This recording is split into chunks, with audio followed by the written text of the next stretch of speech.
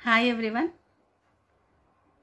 YouTube channel open చేసి 1.5 year అవుతుంది నాకు.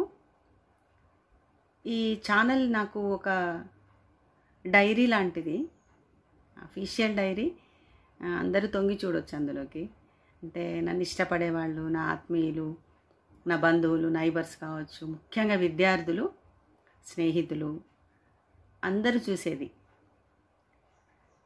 అయితే ఇందులో నా జ్ఞాపకాలను, నా మెమొరీస్ని అన్నింటినీ షేర్ చేస్తూ వస్తున్నాను ఇప్పటివరకు కూడా. ఈరోజు ఈ వీడియోలో నా జర్నీ, నేను లెక్చరర్గా నా జర్నీ, ఒక కాలేజీతో నాకు నా అనుబంధాన్ని నేను చూపిస్తాను. ఎస్, 25 ఇయర్స్ లెక్చరర్గా చాలా గర్వం అనిపిస్తుంది నాకు. 25 ఇయర్స్ చేశాను నేను లెక్చరర్గా, సాంస్క్రిట్ లెక్చరర్గా, అంతకుముందు కొన్ని సంవత్సరాలు తెలుగు లెక్చరర్గా, జూనియర్ అండ్ డిగ్రీ కాలేజెస్లో, చాలా కాలేజెస్లో వర్క్ చేశాను. అంతకుముందు ఒక 3-4 ఇయర్స్ టీచర్గా చేయడం కూడా జరిగింది. ఇంకా నాకు నేనే సెల్ఫ్ రిటైర్మెంట్ తీసుకోవాలని చెప్పి ఈ ఇయర్ అనుకుంటున్నా. నేను ప్రైవేట్ లెక్చరర్గా ఒక 30 ఇయర్స్ నేను ఈ ఫీల్డ్లో వర్క్ చేయడం అనేది చాలా గర్వం అనిపిస్తుంది. ఇట్లా వెనక్కి తిరిగి చూసుకుంటే చాలా అనుభవాలు, చాలా మెమొరీస్. ముఖ్యంగా అధ్యాపక వృత్తి, ఒక టీచింగ్ వృత్తి అనేది మాత్రం చాలా అత్యున్నతమైనదని నేను భావిస్తాను. నేను చాలా ఇష్టం నాకు క్లాస్కి వెళ్ళి టీచింగ్ చేయటం, పిల్లలతో మాట్లాడుతూ ఉండడం అంటే ఒక మానసిక ఆనందం. అంటే హెల్త్ పరంగా చూస్తే కొంచెము ఇబ్బంది పడ్డా కూడా పిల్లలతో ఒక అనుబంధం, వాళ్లకు మెమొరీస్ని, అంటే వాళ్లకు మంచి మంచి స్టోరీస్ని చెప్పటము. అంటే ముఖ్యంగా లాంగ్వేజ్ లెక్చరర్ని కాబట్టి ఇతిహాసాలు, పురాణాలు అన్నీ కూడా వాళ్ళకి ఎక్స్ప్లెయిన్ చేస్తూ వాళ్ళని మోటివేట్ చేస్తూ, అంటే కొన్ని మోరల్స్ వాళ్లకు చెప్తూ ఒక 10 వాళ్ళకి చెప్పినప్పుడు నేను ఒకటి నేర్చుకుంటూ, అంటే నన్ను నేనే బాగుపరుచుకుంటూ ఇంకా నేర్చుకోవాల్సి ఉంది అని అనుకుంటూ పిల్లలకు చెప్పడము. పిల్లలతో నాకున్న అటాచ్మెంట్ చెప్పాలని అంటే చాలా, అసలు ఏమంటారు, ఒక 200 పేజెస్ ఒక నవలలాగా రాసేయచ్చు, అంతటి అనుబంధం ఉంది విద్యార్థులతో నాకు. ఆ తర్వాత చాలా కాలేజెస్లో వర్క్ చేశానండి. చాలా కాలేజెస్, అంటే ప్రైవేట్ జాబ్స్ కదా మనకు. ట్రాన్స్ఫర్స్, మా హస్బెండ్ ట్రాన్స్ఫర్ అవుతున్నా కొద్దీ, ఏరియా షిఫ్ట్ అవుతున్నా కొద్దీ, లేదు ఈ కాలేజీ బాగాలేదు ఇంకోటి వెళ్దామని అనుకున్న కొద్దీ కూడా నేను కాలేజెస్ మారుతూ వచ్చాను. ఫస్ట్ నేను చెప్పిన స్కూల్ ఒకటి చెప్తాను. అది యాదగిరిగుట్టలో నవోదయ స్కూల్ అని చెప్పి, అది నాకు లైఫ్ని ఇచ్చింది.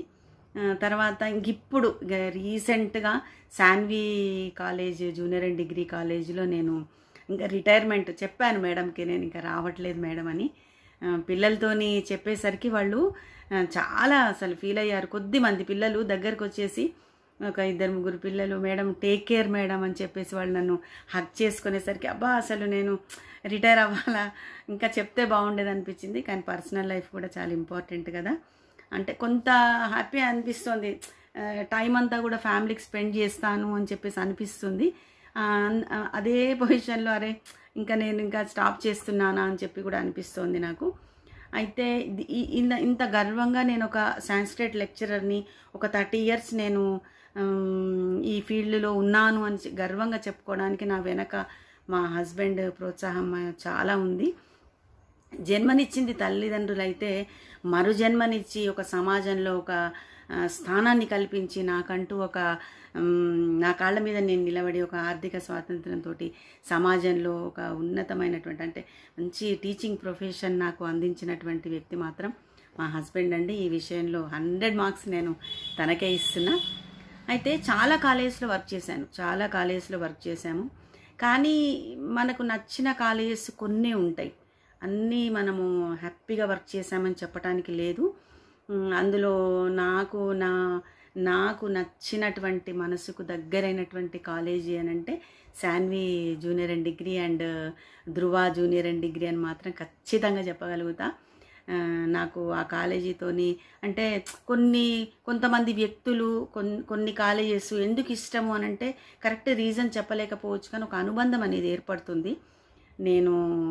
నేను మీకు ఆ క్లిప్పింగ్స్ అన్నీ చూపిస్తూ మా శాన్వి కాలేజ్ డైరెక్టర్ మేడంని, చైర్మన్ సార్ని చూపిస్తూ నేను కొన్ని మాట్లాడుతూ ముచ్చట పెడుతూ నేను మీకు అన్ని వీడియోస్ కూడా షేర్ చేస్తాను. అది నేను ముందే చెప్పాను, అదొక డైరీ లాంటిది. ఇష్టమైన వాళ్ళు చూడొచ్చు, ఓపెన్ చేయొచ్చు. నా మెమోరీస్ని నేను సేవ్ చేసుకునేటటువంటి ఒక ఛానల్ ఇది, యూట్యూబ్గా భావిస్తున్నాను. మరి ఇంకెందుకు ఆలస్యం, వెళ్ళిపోదాం. మా మేడంని, మా సార్ని పరిచయం చేస్తూ నేను ఇంకొక విషయము, నేను చెప్పిన కాలేజీలోనే మా పాప లెక్చరర్గా వర్క్ చేసింది. వెంటనే దానికి గవర్నమెంట్ లెక్చరర్గా కూడా జాబ్ వచ్చింది కొద్ది రోజులకే.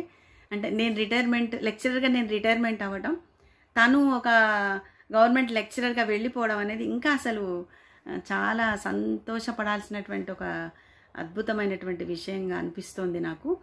ఓకే, మనం వెళ్ళిపోయి ఈ కొన్ని వీడియోలు, కొన్ని ఫొటోస్ అన్నీ కూడా నేను ఇందులో సేవ్ చేస్తున్నాను, చూసేద్దాం. ఓకేనా?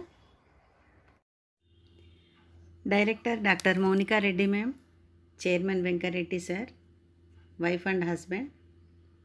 మేడం అంటే చాలా అభిమానం నాకు. మేడం గురించి స్పెషల్గా ఎందుకు మెన్షన్ చేస్తున్నానంటే, ఎన్నో వర్క్ ఎన్వైర్మెంట్స్ చూశాను, కానీ శాన్వి కాలేజీలో విమెన్ ఎంపవర్మెంట్ని ప్రాక్టికల్గా ఎక్స్పీరియన్స్ చేశాను.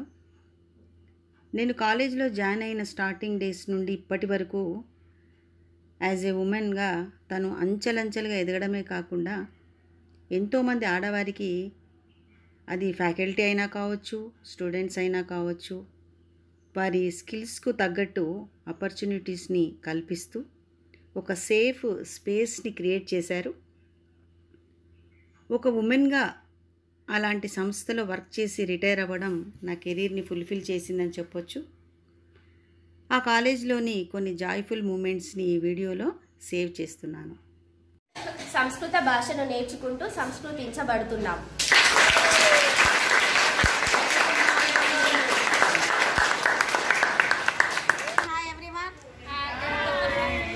ధృవ and Shanvi junior college lecturers మేమందరం కూడా అక్కడ మా ప్రిన్సిపల్ సార్ కూర్చున్నారు.